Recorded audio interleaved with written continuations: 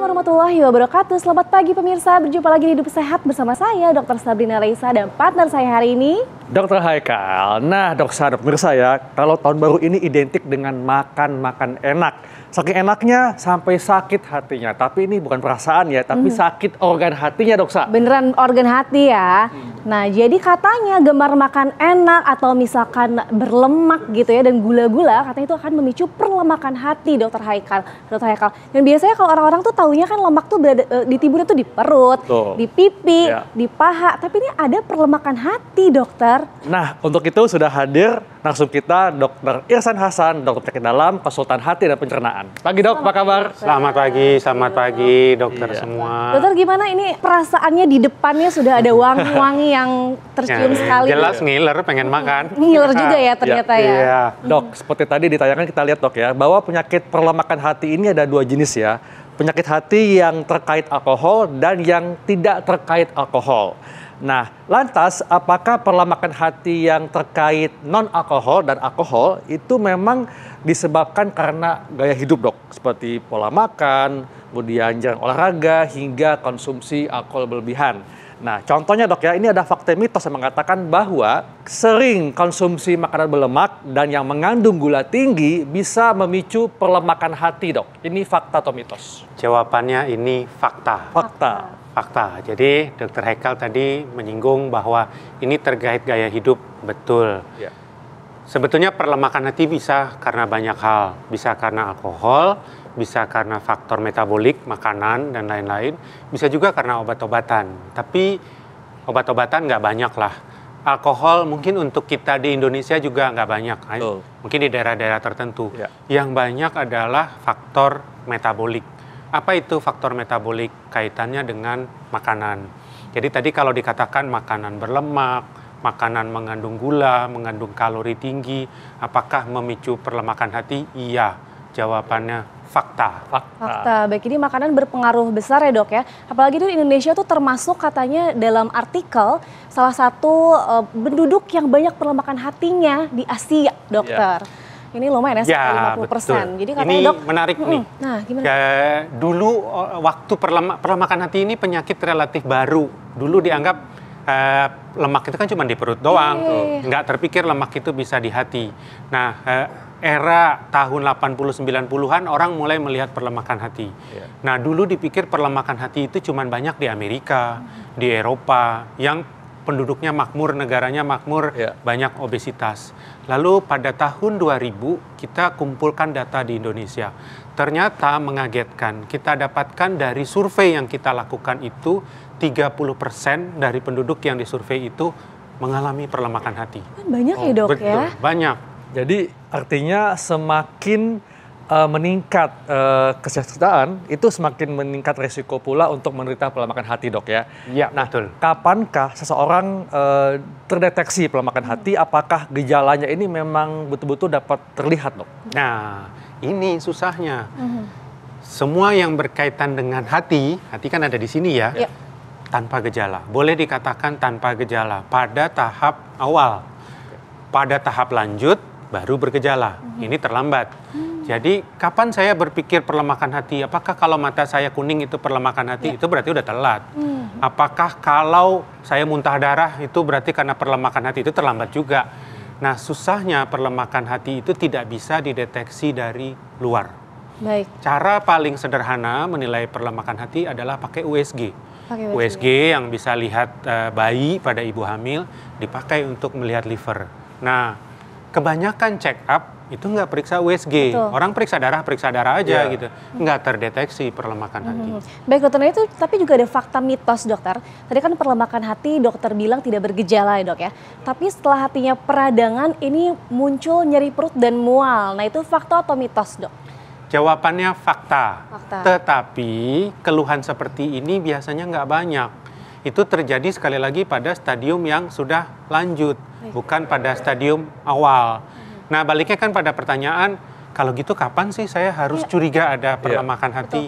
tadi sudah disampaikan oleh Dr. Haikal adalah kaitannya dengan makan enak dan sebagainya dan gaya hidup, yaitu pada mereka dengan kegemukan, pada mereka dengan diabetes. Jadi pada mereka yang mulai buncit kayak saya, hati-hati ada perlemakan hati atau enggak.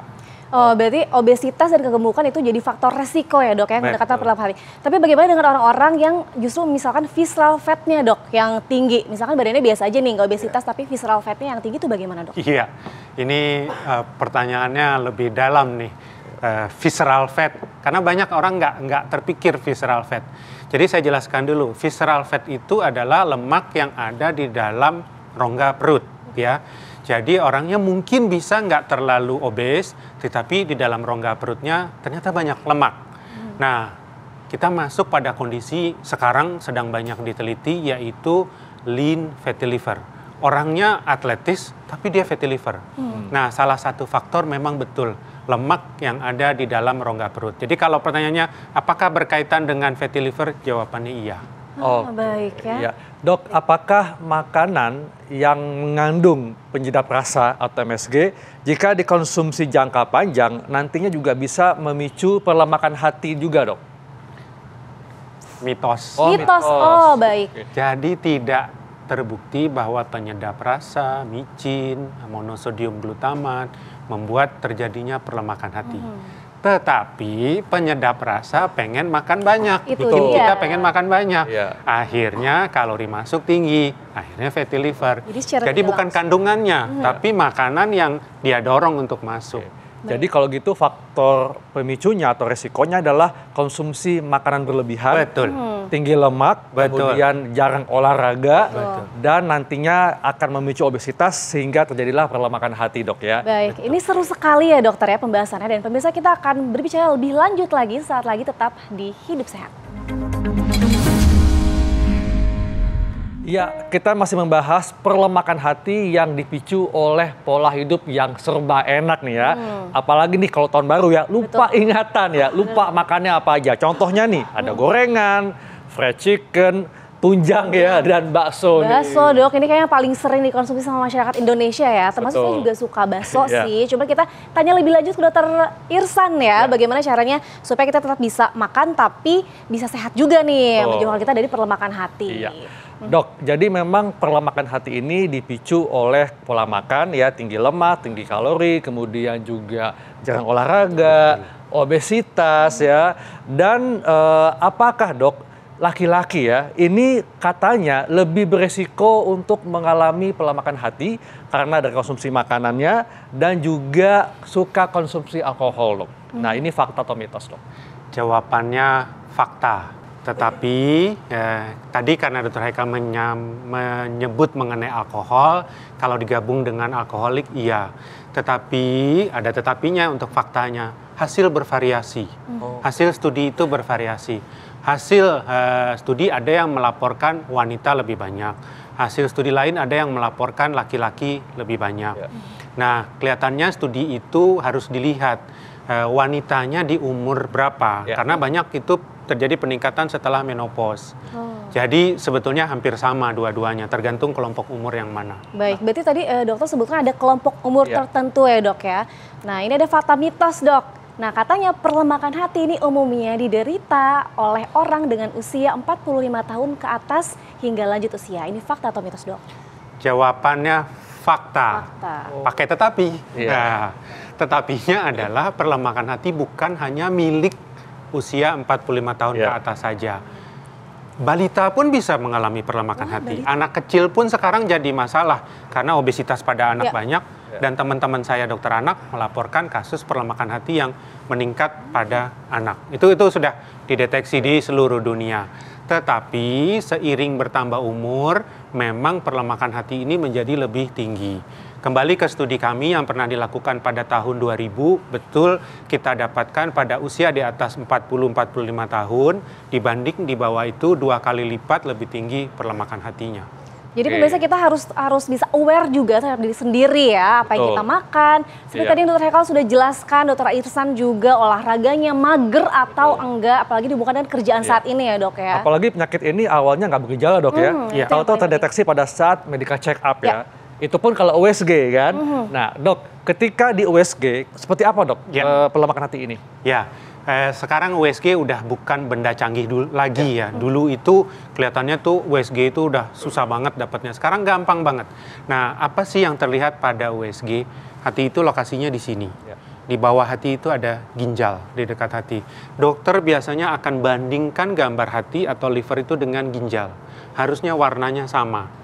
Kalau warna hati itu lebih putih dari ginjal, itu kita katakan bright liver, artinya perlemakan hati. Jadi warnanya lebih putih dari warna sewajarnya, dari warna normal. Dok, apakah yang akan terjadi kalau perlemakan hati ini tidak diatasi, Dok, tidak diobati? Ya, perlemakan hati ini akan nasibnya sama dengan penyakit hati lain seperti hepatitis. Beberapa waktu yang lalu pernah dibahas mengenai hepatitis. Dia akan mengalami sirosis, pengerasan hati, dan akan mengalami kanker. Dan diprediksi di masa yang akan datang kasus hepatitis ini akan turun. Yang akan banyak mendominasi adalah kasus perlemakan hati. Dan ini sudah terbukti dari laporan di Amerika. Pasien-pasien yang dicangkok liver, yang dioperasi kanker hati, makin tinggi kasusnya adalah karena perlemakan hati. Karena perlemakan hati. Baik ya dokter, kalau misalkan sudah terkena perlemakan hati, Dok, nah ini apa yang harus kita lakukan? Ya, sebetulnya terapinya murah meriah, tetapi banyak yang nggak bisa melakukan.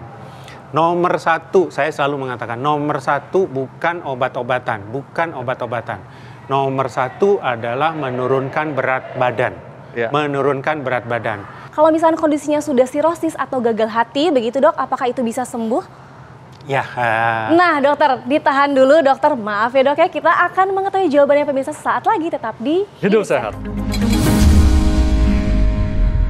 Ya pemirsa, masih di Hidup Sehat dan kita masih membahas tentang perlemakan hati. Nah ngomong-ngomong perlemakan hati nih dokter Irsan nih, saya dengan pemirsa juga pasti penasaran ya. Ada makanan yang namanya foie gras ya dokter, atau itu hati angsa. Dan itu kan bentuknya kan hatinya tuh sangat besar ya dan berwarna putih. Nah itu apakah termasuk ke perlemakan hati, itu sehat atau enggak ya dok kalau dimakan? Kalau saya dengar kata foie gras-nya ya udah ngiler ya. Karena foie gras ini makanan enak dan mahal. Tapi setelah belakangan saya tahu gimana cara bikin foie gras ini, kok saya jadi miris ya. Kasian, jadi foie gras ini adalah hati dari angsa yang foie itu livernya ya, gras-nya angsanya. Nah, yang dibuat menjadi berlemak. Jadi angsa itu dikurung, nggak bergerak, kemudian dicekokin supaya makannya kalori tinggi, sehingga menjadi berlemak. Nah, mirip seperti itu perlemakan hati. Jadi pada tahun 1800-an ada dokter yang melihat kok banyak bangsawan orang kaya meninggal karena sakit liver. Lalu dia otopsi, dia lihat kok warnanya kayak foie gras. Sehingga dulu namanya bukan fatty liver, bukan perlemakan hati, tapi penyakit ini sempat dapat nama foie gras. Wah, penyakit foie gras gitu. Jadi apakah sama? Sama. Nah, makanya kalau kita baca tulisan mengenai pembiakan angsa itu, tidak jarang angsa itu meninggal sebelum livernya bisa dihidangkan. Kenapa? Karena angsanya jadi serangan kanker lah, jantung dan sebagainya. Ironis sekali juga ya. Ironis. Jadi kan artinya angsanya dibikin gemuk dok ya, obesitas. Nah, kalau ini terjadi pada manusia, obesitas pada manusia itu rentan mengalami perlemakan hati hingga 2 kali lipat dok. Ini fakta atau mitos? Jawabannya mitos. Mitos. Kenapa saya bilang mitos? Lebih dok kayak dia. Karena faktanya di penelitian kami yang dilakukan tahun 2000 angkanya 4,6. Lebih tinggi lagi. Jadi pada mereka obesitas lebih tinggi lagi resikonya. Jadi saya selalu katakan bahwa faktor resiko utama perlemakan hati itu adalah obesitas. Bukan kolesterol loh, bukan kolesterol. Jadi gini, ada yang obes, lalu kolesterolnya tinggi, lalu dia minum obat penurun kolesterol. Dok, kolesterol saya udah bagus, berarti perlemakan hati saya juga bagus. Enggak ada hubungannya. Minum obat penurun kolesterol tidak selalu membuat perlemakan hati membaik. Hanya menurunkan berat badan yang obes itulah yang bisa memperbaiki fatty liver. Baik, jadi memang harus banyak gerak untuk menurunkan berat badan dan mengatur pola makan ya. Dokter, ini fakta mitos selanjutnya, dokter, terkait dengan sirosis. Ini katanya perlemakan hati ini terkait dengan sirosis, ini memicu sirosis hati. Ini fakta atau mitos? Jawabannya fakta. Ya. Jadi tadi saya sudah katakan bahwa perlemakan hati ini bisa masuk pada radang hati kronik kemudian sirosis hati. Nah, oleh karena itu kalau mendapati perlemakan hati secara sederhana saya anjurkan lihat 3 hal. 1, tadi USG ditanyakan Dr. Haikal. USG dokternya bilang, wah fatty liver nih, putih warnanya. Itu derajat 1. Derajat keduanya adalah tes enzim hatinya, naik atau enggak? SGOT SGPT-nya naik enggak? Berarti masuk ke derajat 2. Perlemakan hati plus SGOT SGPT naik. Kemudian ada pemeriksaan namanya elastografi untuk melihat ada pengerasan atau tidak. Nah, kalau ada pengerasan, nah ini udah deket ke sirosis nih. Jangan sampai ini terjadi. Ini masuk ke derajat 3. Baik. Ya, Dok, kan sebetulnya untuk turun berat badan itu butuh waktu, Dok ya. Nah, seberapa cepatkah seseorang nih yang obesitas akan nantinya mengalami sirosis akibat pelemakan hati, Dok? Ya, sebetulnya terjadinya sirosis akibat pelemakan hati itu nggak segera, bukan sebulan obesitas terus jadi sirosis. Butuh waktu panjang. Teoritis malah lebih panjang daripada virus, bisa 20 sampai 30 tahun. Jadi nggak serta-merta hari ini obes, hari ini sirosis. Oleh karena itu memang ada waktu untuk memperbaiki perlemakan hati. Baik, jadi dokter, ada waktu buat bertobat untuk obesitas ya. Iya, betul. Nah itu deh, kalau tadi kita sudah banyak membahas tentang kalau sebelum kena perlemakan hati atau sebelum ke sirosis itu banyak ya caranya. Salah satunya menurunkan berat badan. Kalau sudah sirosis dokter ini bagaimana? Saya tarik napas. Agak sulit obat kayaknya sirosis. Kalau kita berbicara obat sirosis, itu tentunya transplantasi hati. Tapi pada sirosis yang fungsi hatinya sudah jelek. Apakah kalau saya sudah sirosis, saya pasrah saja, lalu tidak berusaha mengatasi perlemakan hatinya? Enggak, tetap. Kalau fungsinya, sirosis itu belum tentu fungsinya jelek. Jadi hatinya bisa bronjol-bronjol, kemudian keras, tapi fungsinya masih baik. Karena hati tersisa 30% aja fungsinya masih baik. Nah, pertahankanlah fungsi itu. Bagaimana mempertahankannya? Kembali lagi ke pola hidup, makan, gerakan, bahkan tetap dianjurkan olahraga. Banyak yang menganggap kalau udah sirosis, nggak boleh olahraga, nggak boleh capek. Kebalik. Kalau ini fatty liver, dia tetap dianjurkan olahraga. Jadi artinya untuk mencegah pelemakan hati ini sangat murah, Dok ya. Mudah, yaitu hindari obesitas dan lakukan olahraga yang rutin serta jaga pola makannya. Betul. Konsumsi makanan yang rendah lemak, rendah kalori, dan mumpung nih ya masih tahun baru, tentunya resolusi harus lebih sehat di tahun yang baru. Baik, terima kasih banyak Dokter Indra Hasan atas penjelasannya. Terima kasih. Ya pemirsa, tidak terasa kita sudah di penghujung acara. Jangan lupa untuk tetap saksikan Hidup Sehat mulai dari Senin sampai hari Jumat pukul 9.30 hanya di TV One. Saya Dr. Sabrina Raisa. Dr. Haikal, Indonesia Hidup Sehat.